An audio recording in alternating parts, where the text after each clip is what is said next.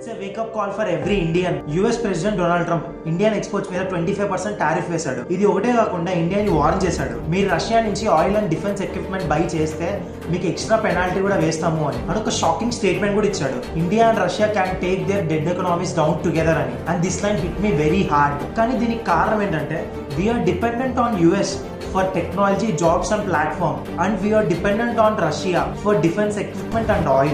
మనం ఈ రెండింటి మధ్యలో ఉన్నాం because we have chosen comfort over control. మనం ప్రతిరోజు వాడుతున్న Google, YouTube, Instagram, ChatGPT and most of our IT employees కూడా ఫారెన్ ప్రాడక్ట్ కోసమే వర్క్ చేస్తారు. ఇక్కడ వర్స్ట్ పార్ట్ ఏంటంటే మనకి టాలెంట్ ఉంది కానీ మన కోసం మనం దాన్ని యూజ్ చేసుకోవట్లేదు. ఫర్ ఎగ్జాంపుల్ ఇస్రో వాళ్ళు 2023లో చంద్రయాన్ 3 రాకెట్ ని లాంచ్ చేశారు. ఇండియా ఫస్ట్ కంట్రీ మూన్ మీద సౌత్ పోల్ లో రాకెట్ ని లాంచ్ చేయడానికి. అండ్ ఆ రాకెట్ కాస్ట్ 615 crores. కొన్ని పెద్ద పెద్ద Hollywood movies like Avatar, Avengers end game తో పోలిస్తే rocket cost only 1/4 of that movies. మన దగ్గర టాలెంట్ ఉంది, మన దగ్గర ఇన్నోవేషన్ ఉంది.